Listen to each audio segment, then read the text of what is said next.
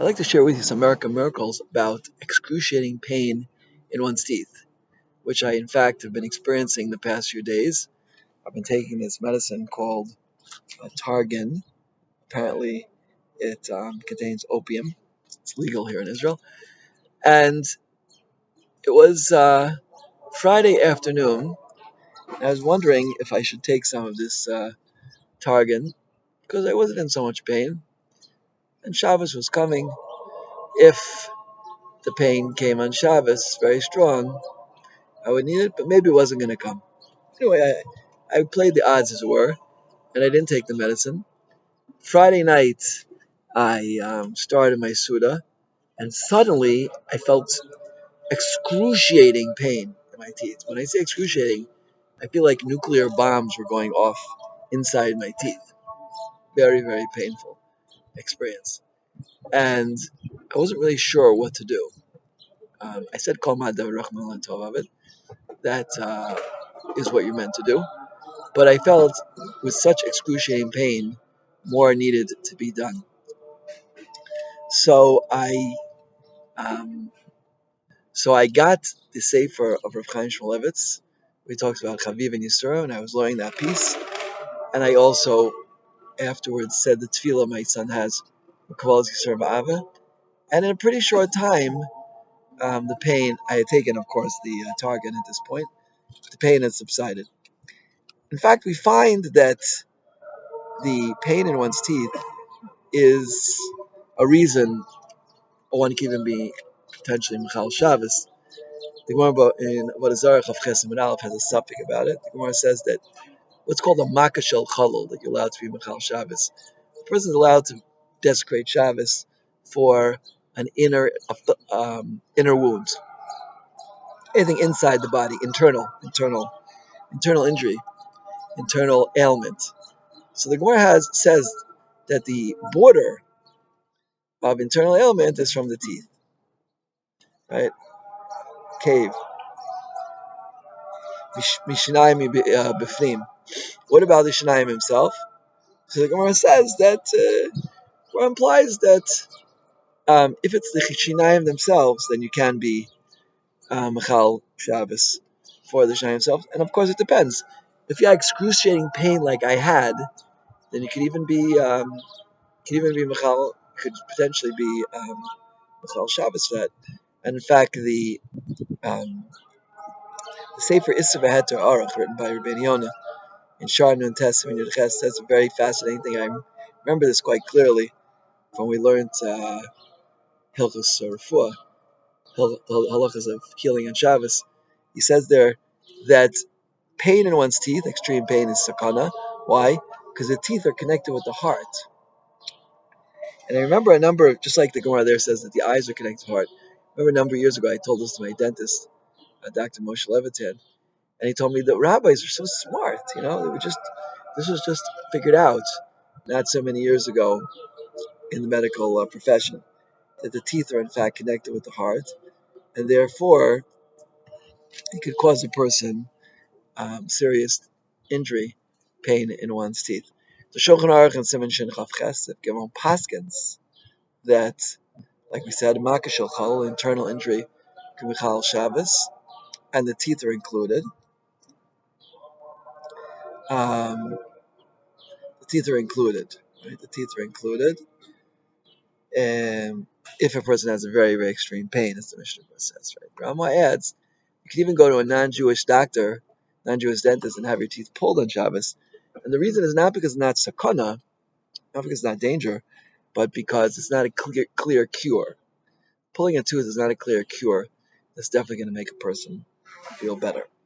So this is an important thing to know. The pain of the teeth is a makashel chalol, extreme pain, and it is mutter to Michal Shabbos for it, but it's needed. So it's good to know that as a person who needs to, a person who has pain in their teeth, right? Shemir Shabbos says if a person is allowed to take medicine, the Shemir Shabbos Lamed Beis Nuvav says you're allowed to take medicine for extreme pain. You should try not to Michal Shabbos. You should be careful not to be Mechal Shabbos for an Issa Torah, right? Like a Jewish doctor writing a prescription. It's better, much better. It should be written by a non-Jew. But again, right? It's only if it's not Bachrach. If a person has really, really extreme pain in their teeth, then we're saying it could already that could already be considered internal injury, and it would be mutter to Mechal Shabbos in such a case. The question is like this I want to deal with. So what can we do? What can we do to deal, number one, once you have it, and number two, that to prevent it from coming back? So I found a fascinating thing in the Kaf HaChaim. This is not the Kaf HaChaim that was written recently in Baghdad. I don't remember the name of the author, Rav Sofer, but it's the Kaf HaChaim of Rav Chaim Pelagi. Simon Yud Os Yud Beis. He writes there that when a person cuts tzitzis, you shouldn't cut it with a knife. You should cut it with your teeth. I'm sure most Jewish mothers would not be happy about this. He brings it from the Kitzur Shlah, Daf Nun Gimel and Beis, and the reason is because there's 32 teeth. There's 32 teeth, and that's Gematria Lev.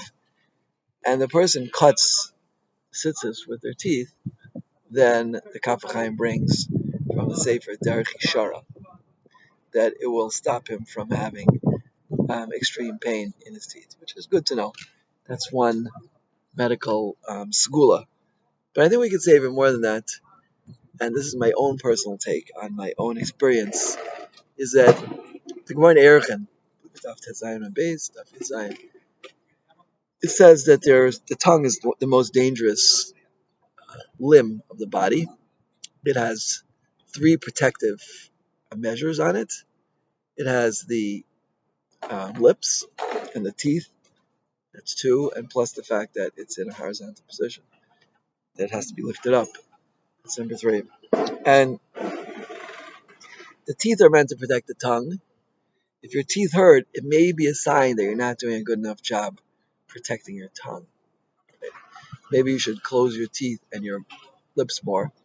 As Vilna Gaon writes, that the main job of a person in this world is to keep his mouth closed and not to speak. And since I was Omid, since I came to the recognition about of this idea that the extreme pain in your teeth might be coming from the fact that your teeth are not doing the proper job protecting your tongue, every time I've thought about saying something, I thought about it very, very carefully.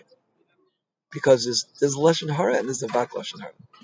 Something could technically not be Lashon Hara, but it might be Avak Lashon Hara.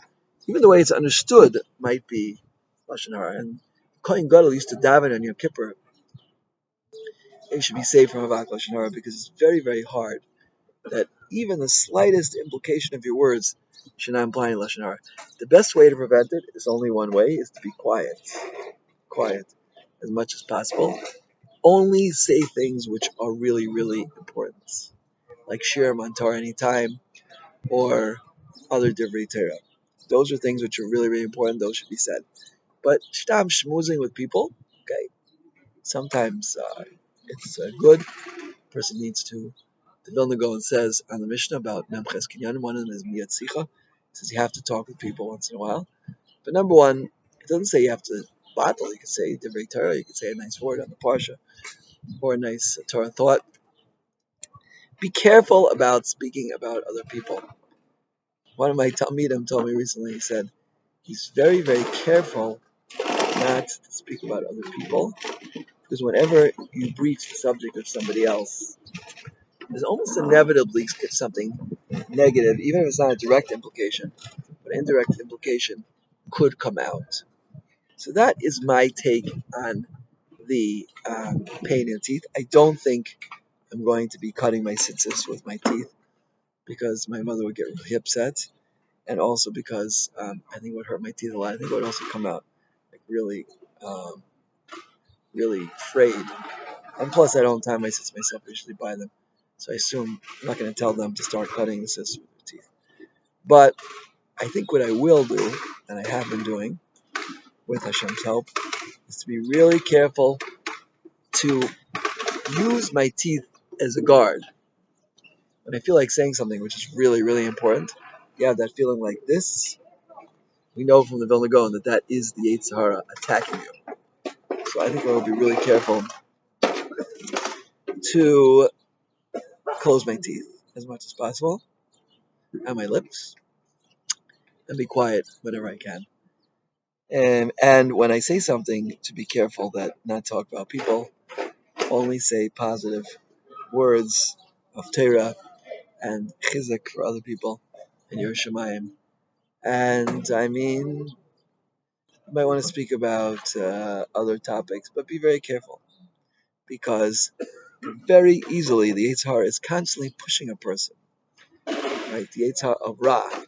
We know from the Vilna Gaon the six primary Yetzer Haras: Ra, Mirma, Tai V'Chemda, Gay, and Gon. And Lashon Hara involves almost all of them. And Ra especially, it's this push. If you feel like I really have to say something, it's just like bursting. It's what's called Bitois Vasayim. We say that. Bitois Vasayim. We say on Yom Kippur. Al Chet Shetat Lekam Bitois Vasayim. Bitois Vasayim is an explosion of lips, just coming out like an explosion. Like my teeth feel, called on Shabbos, like an explosion was taking place. But explosion of a lips is not good. Every single word that comes out of a person's mouth should be thought out very well, as we say in the Al Chet. Al Chet Shekat Lefanecha Bitois Vasayim. And the shorsh, the root of this transgression is blidas, saying things without thinking. So let's try to connect our mind to our teeth. Let's try to connect to the heart, which actually Rabbi Dermel translated as the mind. So the mind and the teeth are already connected according to Big Demel and according to the Isavat Aruch. So let's try to keep that connection going as strongly as possible and try to prevent unnecessary and improper, illegal, and inappropriate words from leaving our mouth. And B'ezrat Hashem, in the schus of that, I hope I'll have a refuah shlema, and everyone suffering from excruciating teeth pain should have refuah shlema, and we should see the Gula Bakar of Amen.